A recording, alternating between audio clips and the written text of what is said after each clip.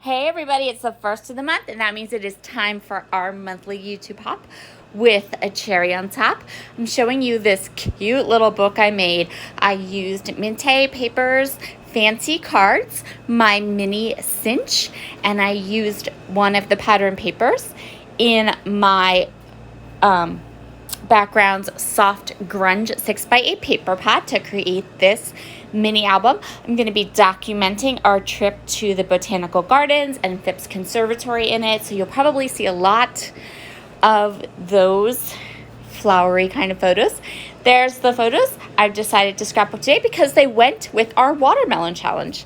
I'm going to be using Grass Skirt, Lime Ricky, Coral Cabana, and polished inks from Catherine Pooler. Then I have some stamps and some dies. I have this beautiful Catherine Pooler die. This is another Catherine Pooler, her brand new alphabet stamp. I'm going to be using this one from Honeybee, and I have one from Altenew as well. And then I have some florals that I fussy cut from my Floral Book 5. My album is a traveler's notebook size, so it's 4 1/4 by 8. I have this beautiful Flower Garden stamp set. It is from Altenew. It's an older stamp set, and I'm going to start by pulling off all the flowers that I want to stamp. I'm going to create my own kind of background paper for this layout, so I'm going to use all of these colors that I've chosen that match the mood board for our watermelon challenge, and I'm going to go ahead and start stamping. I have put underneath my pages, a piece of scrap cardstock. This is going to help me stamp off of my paper and still keep my mat clean. And I also grabbed the mat from my Misty to give me a really great stamping surface. I started with my largest flower and the polished ink, and I'm going to go ahead and stamp that one all over. I always like to start with my largest stamp and then work to my smallest. And when I'm creating a background, I really want to be able to have my flowers and all of the different elements kind of go off the page at different spots. This just helps the overall design to look continuous and intentional so that it resembles more closely a patterned paper. The next ink color I chose to stamp with was Coral Cabana, and I am again just taking the next size down of my flower. I am using an acrylic block and the pad from my Misty to get nice, crisp, clean stamped images. For my leaves, I'm going to do exactly the same thing that I did with the flowers. I'm going to start with the grass skirt and get that, that's the darker green with a larger leaf stamp. I do rub my stamps on my arm. That just gets some of the oils from manufacturing the stamps, and sometimes I can't tell if I've used a stamp before or not and if it's seasoned or not, so I just kind of tend to go ahead and stamp it. Yes, I got my hair colored. Looks beautiful, although I don't know that it looks beautiful when it's all pulled up on my head like that and I'm on camera, but oh well.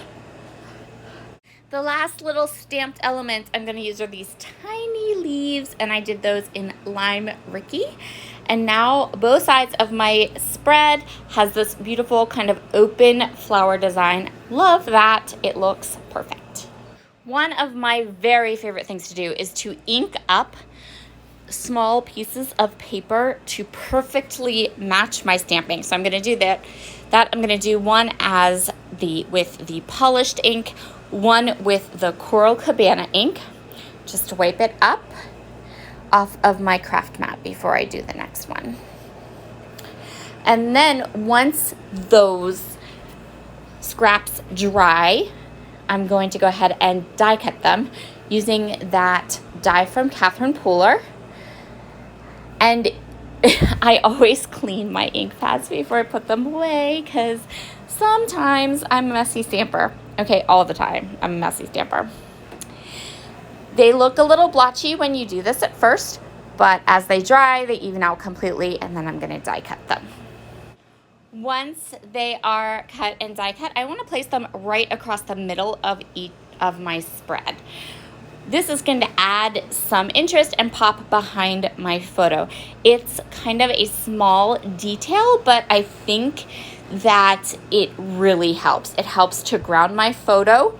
It kind of does something similar to what a mat around the photo would do, but a bit more decorative and fun. So I'm going to go ahead, pop down my die cuts. I'm going to make sure that they are the same side up, trim them off, and then I can put my photos right over top of those areas.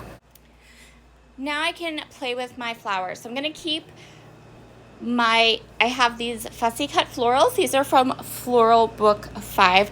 I went through and I just fussy cut some of the flowers that would match the flowers that were in my pictures, and also match the flowers or the colors that were in our watermelon challenge mood board. So I'm just going to create some clusters here, keeping everything flat. I'm not going to pop anything up because I am working in a small little mini album. You will probably see lots more pictures of the trip we took to Phipps Conservatory and Botanical Gardens because it was absolutely stunning. And you know, if you've been around here for any length of time, how much I love to take pictures of flowers. I can't grow them to save my life, but I can take pictures of them. Next up, I want to add a title. So I decided I was going to use these two stamp sets. The Honeybee stamp has the word enjoy, and I'm just going to go with a really simple title of Enjoy Nature. I'm going to use black ink for this, and you'll see why after I get my title stamped. I love the scripty font that Honeybee Stamps uses for their words in their stamps. So I tend to buy them the words that on Honeybee Stamps just so I can play with them on my scrapbook pages. Sometimes they have like really good words, like this stamp set, and I think it's still in the shop, and I'll link it below. Definitely has some good like scrapbooking words. So my title is going to be Enjoy Nature. So I stamped the enjoy, and now I'm going to stamp nature. This simple alphabet stamp from Catherine Pooler is the bomb. I love it. It has so many awesome, like it has your basic alphabet, but then it also has some like cool other things that you can really, really use. And you're going to see me use one of those like extra stamps here. So I'm going to go ahead and type and just stamp, not type, but stamp the word nature. And then we need watermelon seeds, right? Because this is a watermelon challenge. So I took this little dot stamp. I think it's supposed to be maybe a period, something like that. And I am going to add little black dots all over my spread. So be sure to head down below, check out all the videos, see what all the members of our design team have done with this watermelon challenge. And be sure to comment because one commenter will win or will be chosen to receive a $10 gift certificate, as always, as we do every first of the month here at A Cherry on Top. But how cute, right? I love this stamp set. It has these little polka dots. Oh, it's so good, guys. All right, you all have a fabulous, fabulous day. Enjoy the rest of your July. And you'll be seeing lots more of me working in this album because so many pictures to scrapbook. Here are all the close-ups from the finished spread, and I will talk to you all again very, very soon. Bye.